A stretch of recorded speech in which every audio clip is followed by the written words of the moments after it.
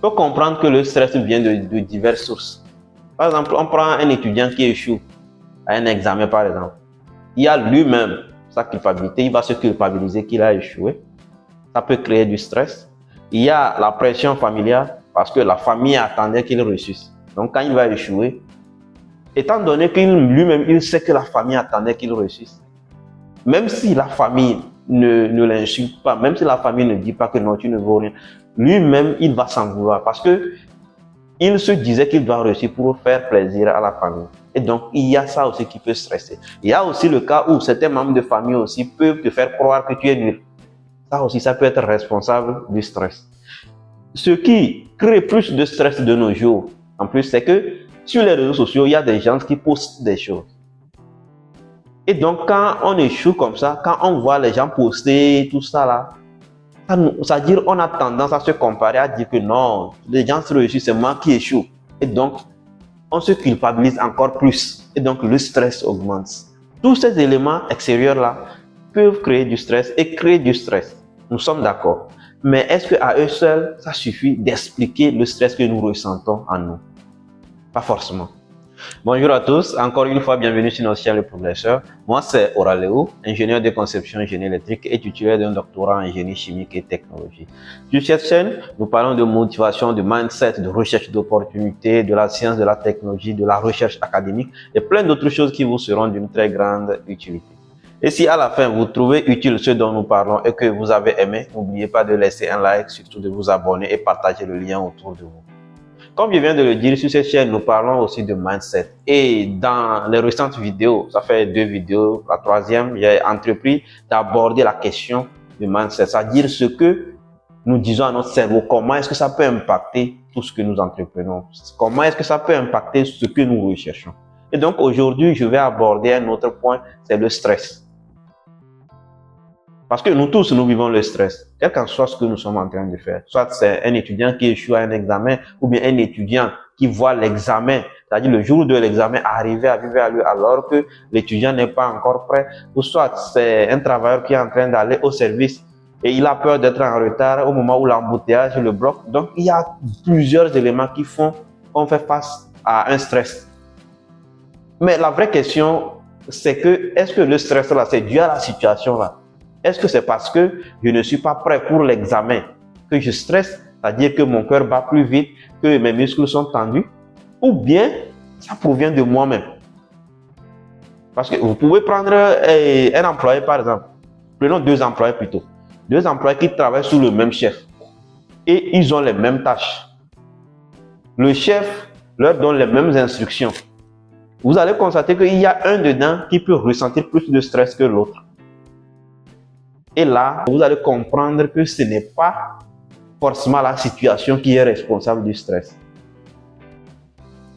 C'est peut-être la manière dont nous répondons aussi. C'est la manière dont nous voyons la situation. C'est la manière dont nous interprétons la situation.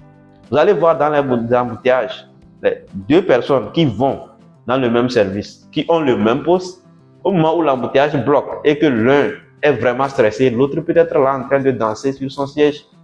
Il écoute la musique, il danse en attendant que le temps arrive, qu'il passe. Vous voyez? Donc ça veut dire que, à quelque part, ce n'est pas forcément la situation. Non, c'est la manière dont nous répondons. À plus de 90% des cas, le stress est généré par l'information que nous envoyons au cerveau. Et ça rejoint à ce que j'avais dit l'autre fois. C'est-à-dire, vous devez savoir ce que vous dites au cerveau. Parce que dans le cerveau, il y a des éléments qui sont là, qui sont prêts. Et comme je l'avais expliqué aussi, c'est-à-dire, il y a un système qui, lui, lorsqu'on sent qu'il y a un danger, lui, s'active. C'est-à-dire, notre cerveau, c'est comme une alarme qui se déclenche lorsqu'il y a un danger. Et donc, même s'il n'y a pas de danger, et que vous envoyez une information faisant croire qu'il y a un danger, ces éléments-là vont s'activer. Et quand ces éléments s'activent, vous allez voir que votre cœur va commencer à battre plus vite, les muscles seront tendus, ainsi de suite. Donc, vous devez contrôler ce que vous envoyez à votre cerveau. Aussitôt que vous informez le cerveau d'un danger ou bien de quelque chose d'inconfort, le cerveau va activer les hormones. Il y a des hormones responsables qui seront activées et donc d'autres procédures vont suivre. Que vous pouvez lire, vous allez mieux comprendre ça.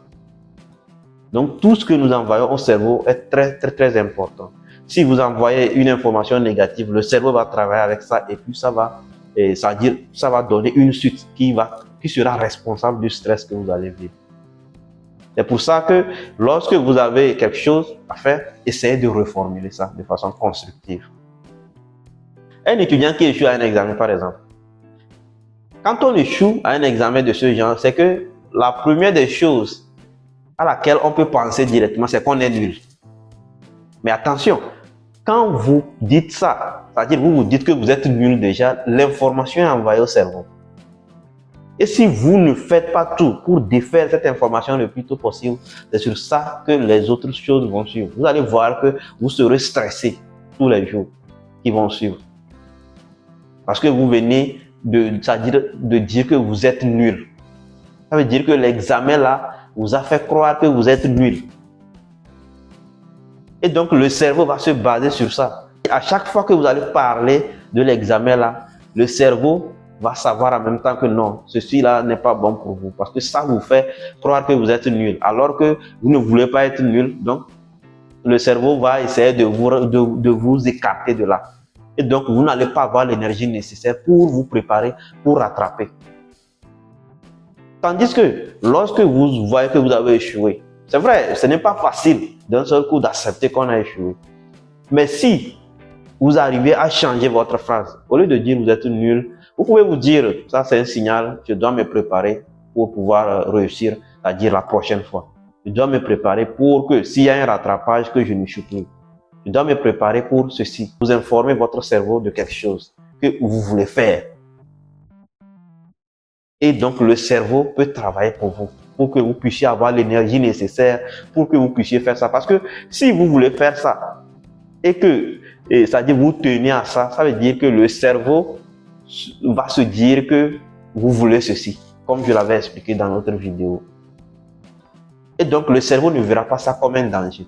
Et donc vous aurez l'énergie nécessaire pour que ça puisse avancer. Et comme je l'avais dit, c'est que à chaque fois que vous voulez faire quelque chose, essayez d'imaginer la chose jusqu'à ce que ça aille à la fin du processus avec la joie. Et cette joie-là, ça va agir sur le cerveau.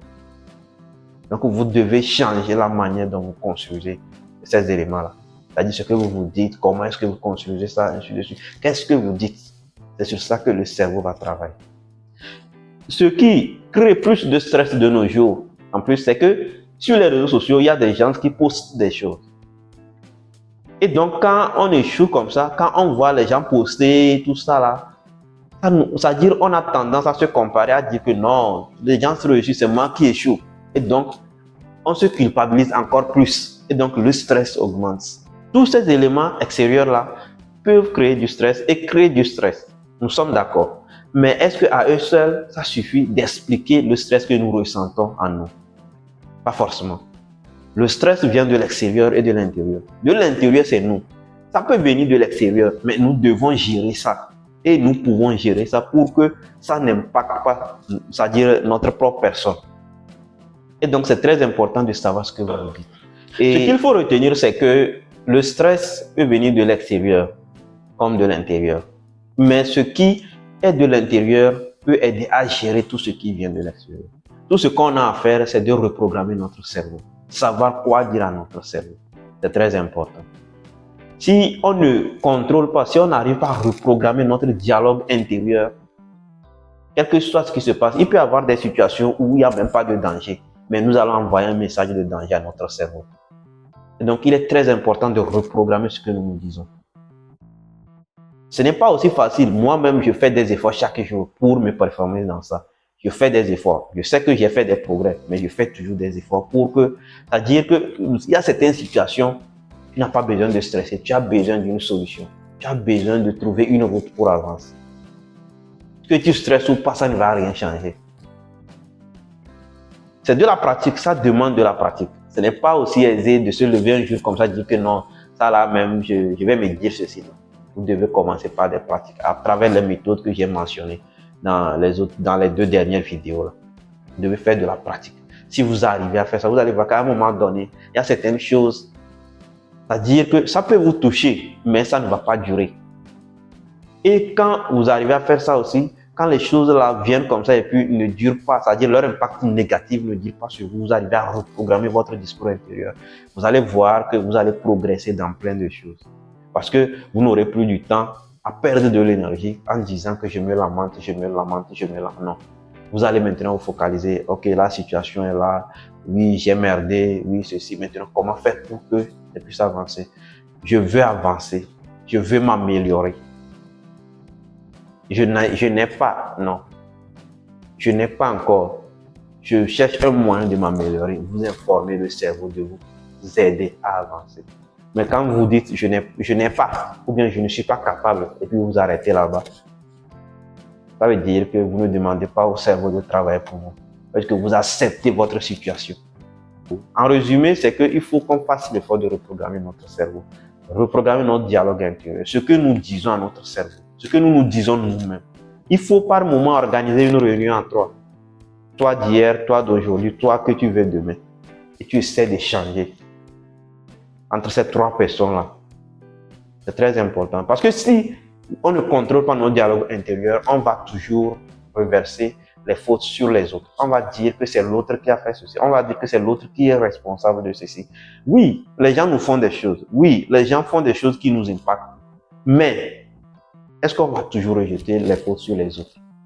Est-ce qu'on est sûr que dans ce qui s'est passé, que la personne a fait là, est-ce que nous-mêmes, on n'est pas responsable de quelque part? Est-ce que si on avait bien géré nous-mêmes notre acte, nous-mêmes notre parole interne, en parlant à la personne, est-ce que la personne allait réagir de la sorte pour que ça nous stresse, pour que ça nous impacte négativement? Il faut se poser ces questions. Donc tout ça, ça va dans le dialogue intérieur. Il faut que nous fassions cet effort-là. Savoir ce qu'on se dit, c'est très important.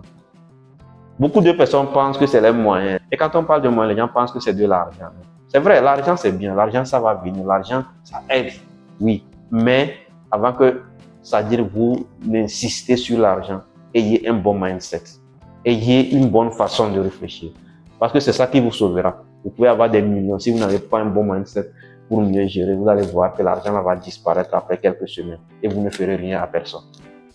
Donc, c'est un peu ça ce que je voulais vous dire aujourd'hui. Alors, reprogrammez votre manière de penser, revoyez comment vous gérez les situations et voyez qu'est-ce qui a fait que cette situation, ça s'est empiré sur moi. Et revoyez comment est-ce que vous pouviez reprogrammer votre discours intérieur pour que cette situation ne s'aggrave pas. Vous pouvez essayer de faire un peu de pratique après avoir regardé cette vidéo. Prenez un problème que vous avez vécu ou bien vous êtes en train de vivre, essayez de voir comment vous pouvez reformuler ça pour que ça puisse vite, c'est-à-dire ça soit orienté vers une solution. Parce que vous comprenez déjà la cause, vous savez d'où le problème vient. Alors concentrez-vous sur comment résoudre ça, au lieu de se lamenter, au lieu de dire que non, je ne suis pas capable. Non. On n'est plus à l'heure de je ne sais pas. On est maintenant je ne sais pas encore. C'est comme c'est Bill Gates qui l'a dit. Je ne sais pas est devenu je ne sais pas encore. Parce que vous êtes capable de savoir. Alors, on se dit à très bientôt. Essayez de faire une pratique et dites-moi en commentaire ce que vous allez retenir ou bien ce que vous aurez appris de cette vidéo. Et n'oubliez pas de vous abonner, de laisser un like et surtout de partager avec d'autres personnes. Donc, excellente semaine à chacun de nous et que Dieu continue d'assister nos efforts.